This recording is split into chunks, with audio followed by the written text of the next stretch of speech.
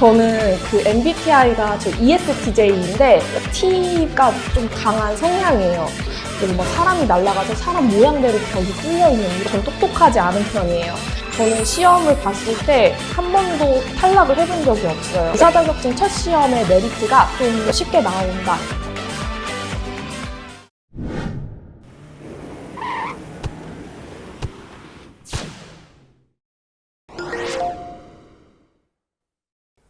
네, 안녕하세요. 시대에듀에서 화학분석 기사와 연구실 안전관리사 강의를 하고 있는 김찬양이라고 합니다. 반갑습니다.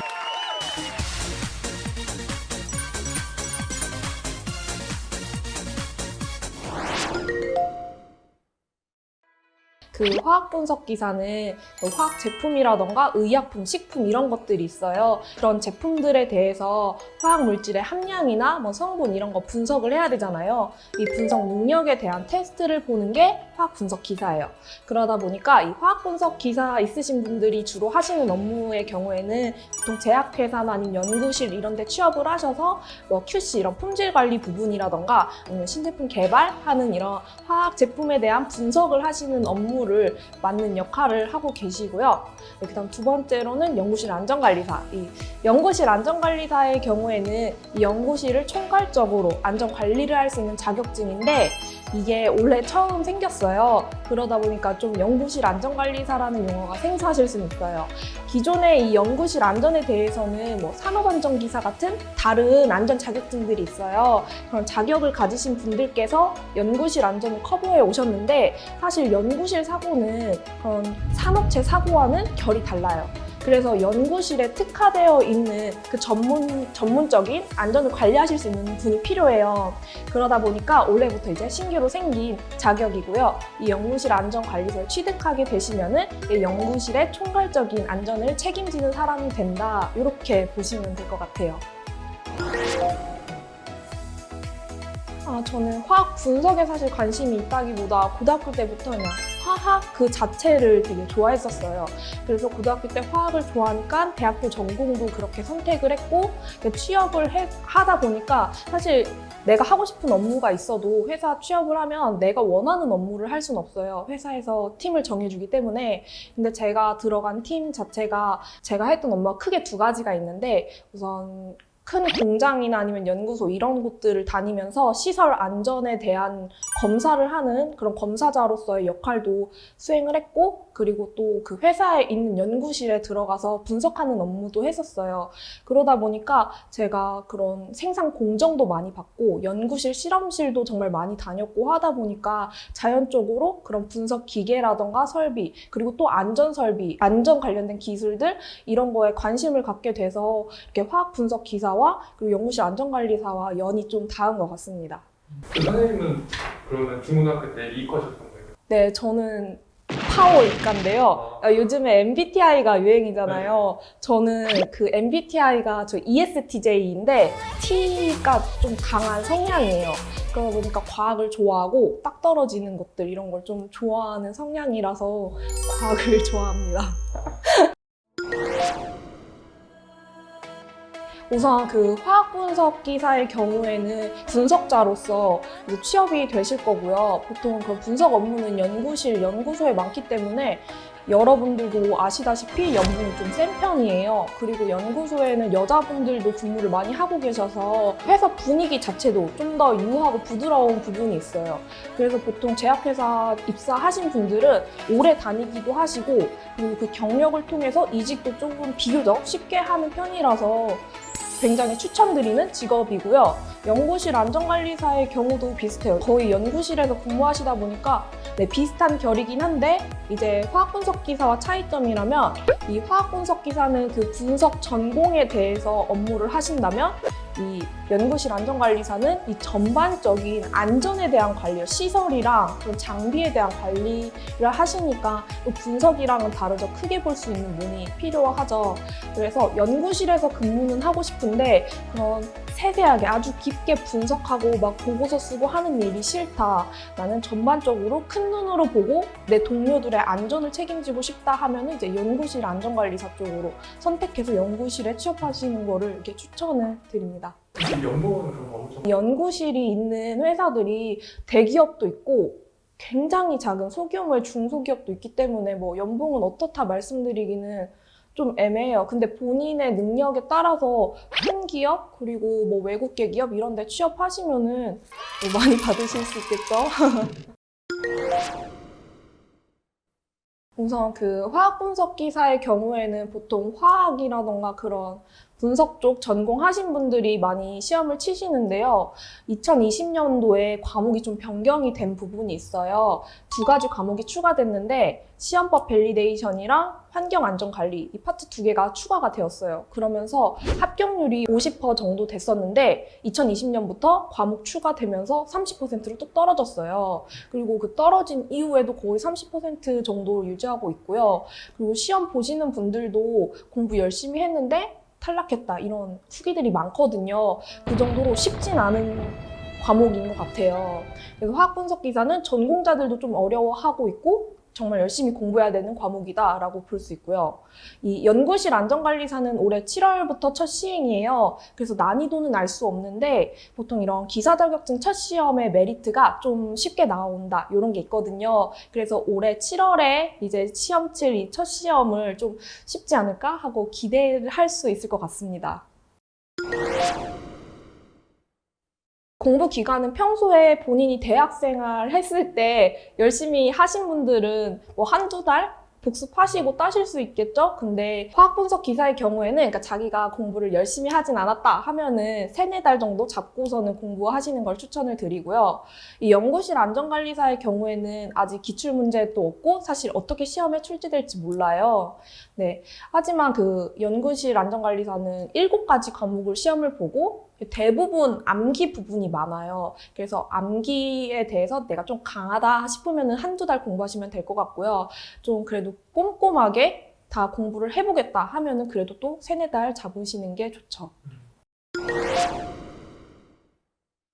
네, 연구실 안전관리사의 전망을 쉽게 말하면 이제 창창대로가 열릴 것이다 라고 저는 생각을 해요.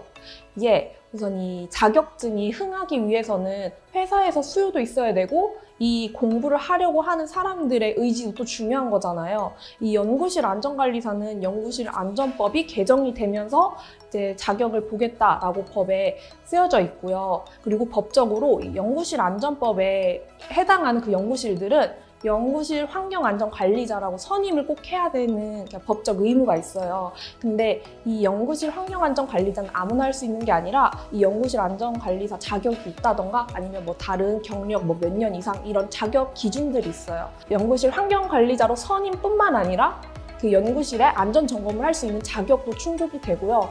그리고 이 연구실 환경의 전반적인 안전 관련된 법들을 다 알고 계신 분들이기 때문에 그 회사 자체에서 이 연구실 안전관리사를 뽑으면 여러 군데로 쓸 수 있어요. 법적으로 선임할 수 있는 부분도 채울 수 있고 법적으로 꼭 이행해야 되는 점검도 할 수 있는 능력을 가진 사람들이기 때문에 회사에서 이제 엄청난 수요를 보일 거라고 보고 있고요. 그리고 이 연구실 안전관리사를 가지고 있는 사람이 회사에 취업을 했을 때 하는 업무 자체가 내가 열심히 업무를 했을 때 내 동료를 짓밟는 업무가 아니잖아요. 내가 열심히 일한 성과 자체가 내 동료들의 안전을 구하는 업무고 또 연구실의 안전한 환경을 조성하는 거기 때문에 내가 열심히 일할수록 내 동료들도 나를 지지해주고 좋아해주는 그런 업무라서 일하면서 보람을 느낄 수도 있고요. 굉장히 전문적인 그런 기술을 가진 사람이기 때문에 일할 때도 전문적인 사람이다라는 자부심을 가질 수 있는 그런 자격이에요.